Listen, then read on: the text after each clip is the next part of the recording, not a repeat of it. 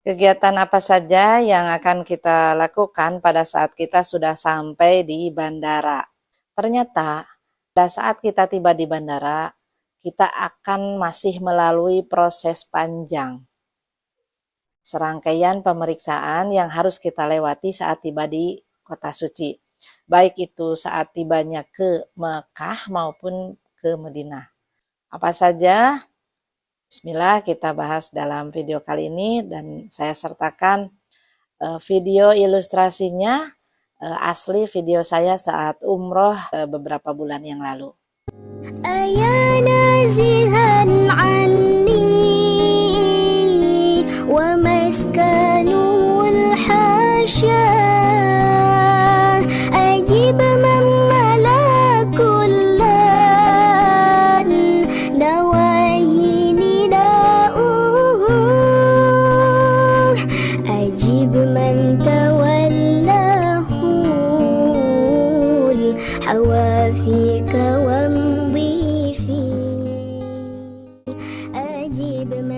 Assalamualaikum warahmatullahi wabarakatuh. Alhamdulillah wassalatu wassalamu ala rasulillah wa ala alihi wa sahbihi wa mawala. Jumpa lagi bersama Umi Oka dalam channel Bukan Ibu Biasa. Kali ini yang akan kita bahas adalah tentang rangkaian perjalanan umroh pada saat kita tiba di kota suci, tepatnya tiba di bandara. Ternyata teman-teman, pada saat kita tiba di bandara, kita akan masih melalui proses panjang. Serangkaian pemeriksaan yang harus kita lewati saat tiba di kota suci. Baik itu saat tibanya ke Mekah maupun ke Madinah. Nah, keduanya kita akan melalui proses pemeriksaan dan proses-proses lainnya. Apa saja? Bismillah, kita bahas dalam video kali ini dan saya sertakan video ilustrasinya, asli video saya saat umroh Ramadan beberapa bulan yang lalu. Seperti biasa, jangan lupa dukung dulu channel ini dengan like, share, dan komen, serta subscribe bagi yang baru bergabung. Semoga menjadikan semangat untuk saya terus bermanfaat melalui channel ini. Jadi setibanya kita di kota suci Mekah ataupun Madinah, ini yang saya cerita dalam video ini adalah di kota Madinah. Tapi insya Allah tidak terlalu jauh walaupun Anda misalkan tibanya di kota Mekah. Jadi kita akan tiba landing di Madinah misalkan, kemudian Anda akan dipersilahkan untuk turun dari pesawat. Turunlah dari pesawat dengan rapi, dengan tertib, dan jangan lupa memeriksa barang bawaan Anda, jangan sampai ketinggalan. Karena jika ketinggalan ini akan berabe, akan sulit menyusul dan kemudian keperluan Anda tentu saja akan kesulit. Tentu saja barang-barang Anda yang dibutuhkan nanti akan Anda dan tentu saja barang-barang Anda adalah barang-barang yang Anda butuhkan. Jika tertinggal, Anda akan berabe. Selanjutnya, nanti Anda akan turun lewat tangga pesawat, ya, atau turun langsung melalui jembatan pesawat dan masuk langsung ke bandara. Nah, pada saat di bandara ini ada prosedur yang harus Anda lewati. Anda nanti akan berkumpul dulu menunggu teman-teman yang lain. Ya, jika mungkin sudah turun semua, maka nanti Anda bersama rombongan langsung antri di loket paspor bandara. Di sana nanti Anda dengan barang bawaan Anda, kecuali koper besar, karena koper besar itu diturunkan langsung oleh petugas bandara. Ini koper-koper kecil dan tas-tas tentengan kita nanti dibawa langsung oleh kita. Kita berjalan di bandara dan antri di loket bandara untuk pemeriksaan paspor, kemudian sidik jari dan wajah kita. Nah, inilah proses yang menegangkan bagi jamaah. Nah, teman-teman nanti ngantri di loket-loket yang berderet di bandara itu, masuk saja, tidak mesti bareng-bareng dengan teman-teman juga, Anda langsung antri saja, dan nanti Anda serahkan dan siapkan itu paspor dan buku kesehatan atau buku kuning. Nah, kita perlihatkan kepada mereka paspor kita, termasuk di dalamnya sudah ada tiket kita ya biasanya. Lalu nanti Anda disuruh sidik jari ya. Jadi jari Anda nanti disuruh ditempelkan di sebuah alat.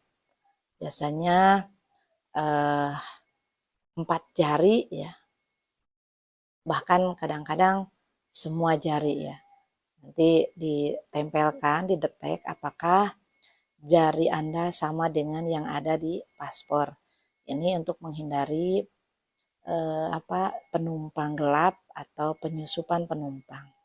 Nah, di sini juga kadang-kadang bermasalah ya di sebagian jamaah karena biasanya jarinya sudah sulit terdetek. Biasanya diakibatkan karena jarinya berminyak atau posisi jarinya yang tegang ya. Ini terjadi pada ibu saya sendiri, sulit sekali terdetek jarinya, sulit karena mungkin sudah tua juga jadi agak kaku sehingga untuk disidik jari itu kayak kaku gitu jarinya, jadi tidak terdetek. Tapi alhamdulillah lama-lama juga kedetek. Kemudian juga nanti kita akan difoto wajah kita di sana sama kamera yang langsung ya, langsung dari petugas itu nanti kita difoto. Jadi harus dibuka maskernya walaupun kita sedang bermasker. Nah, jika sudah melewati itu maka lega kita bahwa kita sudah diperbolehkan masuk ke wilayah kota suci tersebut, baik Mekah maupun Madinah. Nah, ini biasanya agak deg-degan juga kalau kita lama diperiksanya ya. Kok kayaknya mau ada masalah gitu, nauzubillah ya. Tapi kalau kita cepat itu biasanya keberuntungan bagi kita. Ya, tidak ada masalah berarti. Setelah itu kita boleh berlega bahwa kita sudah diterima, dianggap legal untuk menjadi pengunjung atau tamu di kota suci tersebut. Selanjutnya yang harus kita lakukan adalah menunggu teman-teman kita yang lain yang masih ngantri. Di mana ada nanti kursi-kursi yang banyak bertebaran di sekitar bandara sambil kita menunggu teman dan menunggu barang bawaan kita yang lain atau bagasi. Nah, nanti kita bisa lihat bagasi kita datang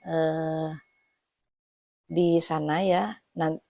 Kita kan dari tanah air sudah memberikan ciri-ciri atau kode terhadap bagasi kita. Nah, kita lihat setelah bagasi kita nampak dengan ciri-cirinya, maka kita boleh berlega hati. Jika belum nampak, maka bisa konfirmasi ke ketua rombongan, mungkin belum diturunkan atau ada kendala-kendala lainnya. Nah, kemudian setelah itu kita nanti istirahat sambil menunggu semuanya kumpul ya, teman-teman kumpul karena kadang-kadang kita juga beberapa terhambat dengan segala prosedur itu. Kita juga bisa ke toilet di bandara asal izin kepada teman atau kepada ketua regu kita. Nah, kemudian kita akan setelah semuanya kumpul, semua sudah beres melalui pemeriksaan paspor, kemudian juga koper-koper sudah terlihat, barang bawaan sudah ada, kita akan melalui dulu tahapan pemeriksaan barang bawaan. Ya, jadi nanti kita masuk ke antrian pemeriksaan barang bawaan kita. Setelah semuanya kumpul, semua sudah beres melalui pemeriksaan, kita nanti akan diangkut melalui satu bis menuju ke hotel kalau di Madinah ya. Karena jaraknya dekat dari Bandara Madinah ke hotel itu biasanya dekat, paling-paling sekitar 30 menit atau tidak sampai 1 jam ya. Nanti kita masuk ke dalam bis. Nah, di bis ini ternyata teman-teman kita juga nanti akan ada pemeriksaan lagi. Ada satu lembar yang akan diperiksa sama orang-orang yang menyebut kita di sana. Pemeriksaan dari muasyasah yang akan membimbing kita biasanya. Nah, ini kita perlihatkan saja barcode-nya, ikuti saja semua prosedurnya. Jadi yang namanya bundelan paspor itu jangan sampai hilang, jangan sampai ketinggalan, tetap harus satu bundelan karena ini banyak sekali dibutuhkan dalam perjalanan kita. Setelah diperiksa di dalam bis ya, kemudian kita nanti berjalan menuju ke hotel. Nah, di sana kita nanti sampai ke hotel, biasanya sudah disediakan kamar-kamar kita. Kita lihat nanti daftar kamar kita dengan siapa di kamar berapa. Maka pilihlah satu orang yang dituakan untuk memegang kunci kamar. Karena biasanya kunci hanya diberikan satu, satu lagi adalah kunci yang dipegang sama pihak hotel. Nah, silakan Anda masuk ke dalam hotel sesuai dengan nomor urut atau nomor kamar Anda. Jikapun Anda ingin merubah posisi kamar Anda, maka itu harus sepengetahuan ketua regu atau pembimbing Anda sendiri. Tapi kalaupun misalkan terjadi Anda tidak sesuai dengan teman yang diinginkan, maka sebenarnya tidak perlu juga Anda risau. Karena di posisi di kamar itu durasinya tidak akan terlalu lama. Kalau Anda ingin benar-benar beribadah, memperbanyak ibadah di area lain atau di masjid. Itu teman-teman ya. Tetap apapun kondisinya dijaga, jangan sampai terjadi kericuhan. Nah, jika sudah dapat kamar, maka Anda bisa bersiap-siap di kamar, membawa perlengkapan Anda. Jangan sampai ada yang ketinggalan di lobi. Dan juga silakan dirapihkan posisi kamar, posisi pakaian, posisi tempat makan Anda bersama teman yang sekamar. Nah, itu teman-teman proses dari kita sampai di bandara sampai ke kamar. Semoga terbantu memberikan gambaran bagaimana perjalanan kita nanti saat umroh. Terima kasih. Jika ada kekurangan silakan ditambahkan di kolom komentar. Assalamualaikum warahmatullahi wabarakatuh.